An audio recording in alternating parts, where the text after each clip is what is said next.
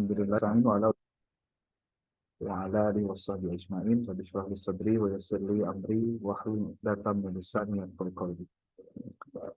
Ibu Bapak yang saya hormati, terima kasih sudah hadir dalam kegiatan perkuliahan di hybrid learning di kuliah supervisi dan kepemimpinan pendidikan Islam.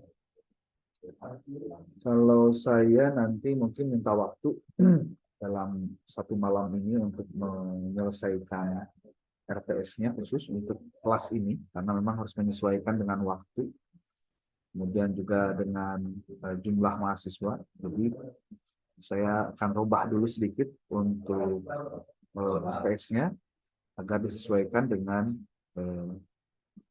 kondisi dan situasi Anda. Ya. Walaupun secara umum RPS-nya sudah saya tulis, tapi saya khawatir nanti RPS-nya malah terlalu banyak ini yang materinya. Ya, terlalu banyak.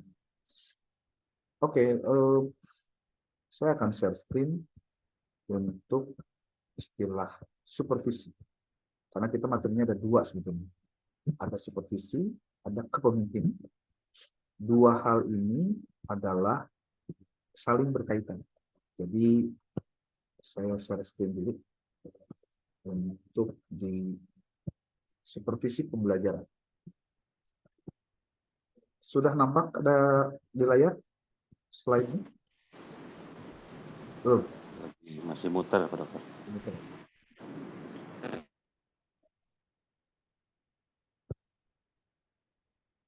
Sudah nampak?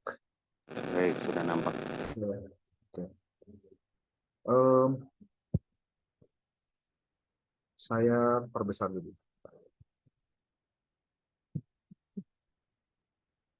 Ibu Bapak, mata kuliah supervisi dan kepemimpinan pendidikan.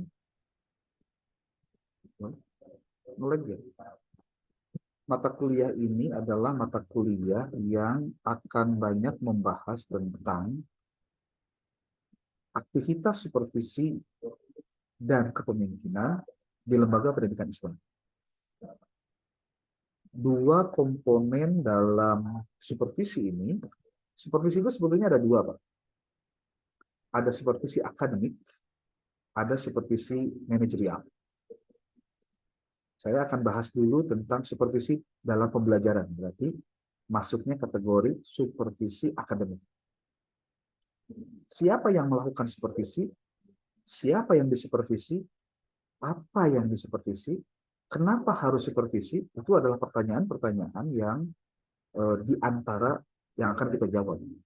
Seperti ini. Mengapa perlu disupervisi? Mengapa perlu ada supervisi? Bahkan pertanyaannya nanti, apa sih sebenarnya supervisi itu? Malah ada juga yang kemudian memplesetkan.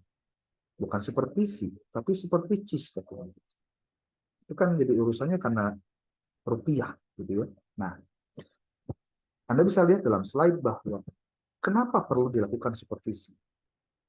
Dalam pembelajaran khususnya, prinsip awalnya adalah untuk memastikan pembelajaran itu sesuai dengan tujuan. Pasti muncul pertanyaan, apakah ada kemungkinan pembelajaran itu tidak sesuai dengan tujuan? Jawabannya sudah pasti ada kemungkinan. Siapa yang kemungkinan besar pembelajaran itu tidak sesuai dengan tujuan? Yang pasti guru, Pak. Nah, jadi kalau dalam supervisi akademik, maka yang disupervisinya adalah guru dengan segala aktivitasnya. Siapa yang mensupervisi? Yang supervisi adalah kepala sekolah dan pengawas sekolah. Istilah lainnya ada pengawas sekolah pada madrasah atau pengawas sekolah. Pengawas itu ada dua, ada pengawas mata pelajaran, ada pengawas secara umum, artinya manajerial dan juga akademik. Tapi kalau kewajiban pengawas sama. Ada kewajiban akademik dan kewajiban manajerial. Yang kedua, kenapa perlu dilakukan supervisi dalam pembelajaran? Untuk memastikan pembelajaran itu sesuai dengan kurikulum yang ditetapkan. Karena pernah kejadian ketika saya pengalaman jadi pengawas, Guru menggunakan kurikulum yang tidak sesuai dengan yang diajarkan. Harusnya kurikulum 2013, dia masih menggunakan kurikulum tahun sebelum 2013. Ketahuannya dari mana? Satu, ketika lihat jenis RPP-nya. Ketahuan ketika menggunakan buku pedoman yang dipakai. Oh, itu udah beda tuh. Ya.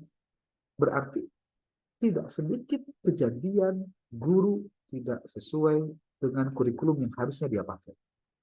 Apa dampaknya kalau kemudian guru itu tidak melakukan pembelajaran sesuai dengan kurikulumnya? Dipastikan berarti pencapaian kurikulumnya tidak tercapai. Itu kan bikin repot juga. Apa yang diajarkan tidak sesuai dengan yang seharusnya diajarkan. Boleh jadi mata pelajaran ini, contoh nih pelajaran PAI, ini harusnya disampaikan di semester genap, tapi di kurikulumnya itu disampaikan di semester 1. Ganjil. Kan ngeri, Pak. Ada perubahan dan perbedaan itu.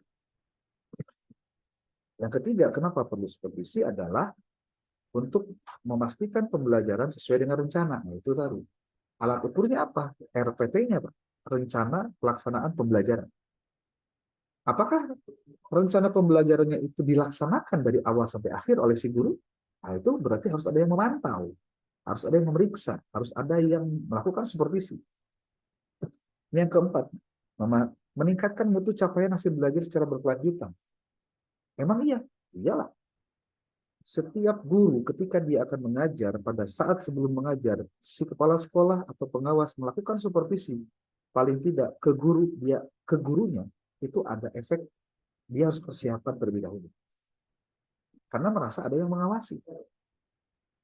Jadi kalau ditanya, kenapa kok guru ngajarnya gitu-gitu atau ngajarnya kok tidak sesuai standar yang seharusnya dilakukan? Dipastikan satu, dia tidak disupervisi. Kepala sekolahnya tidak mensupervisi, pengawasnya tidak melakukan supervisi. Gitu. Oke. Lalu yang kelima, untuk meningkatkan mutu proses pembelajaran secara berkelanjutan. Ketika ada yang mengawasi, paling tidak nanti akan ada dialog. Apa yang dilakukan oleh si guru tadi, dicatat hal-hal yang sudah dilakukan, dicatat hal-hal yang belum dilakukan, hal-hal yang sesuai atau tidak dengan rencana pembelajarannya, sehingga apa yang terjadi? Si guru mendapatkan masukan terhadap apa yang seharusnya dia kerjakan. Ini adalah bagian dari cara kita mendialogkan aktivitas mengajar itu tidak hanya sebatas sesuai dengan keinginan dari si guru. Tidak sedikit kejadian guru mengajar, RPP-nya disimpan aja. Kemudian gurunya ngajar sesuai dengan kehayang manehan. Nah, ini diajar penuh, penting mah sarame di kelas gitu. Ya, gimana sih? Nggak bisa begitu. Ya. Kemudian yang keenam, meningkatkan mutu guru secara berkelanjutan. Otomatis, Pak, ketika capaian pembelajarannya didapatkan, proses pembelajarannya dilakukan, itu akan sedikit banyaknya guru akan merasa tertantang untuk dia harus meningkatkan kemampuannya. Dan ini adalah klinik poin lain. Jadi, jangan salahkan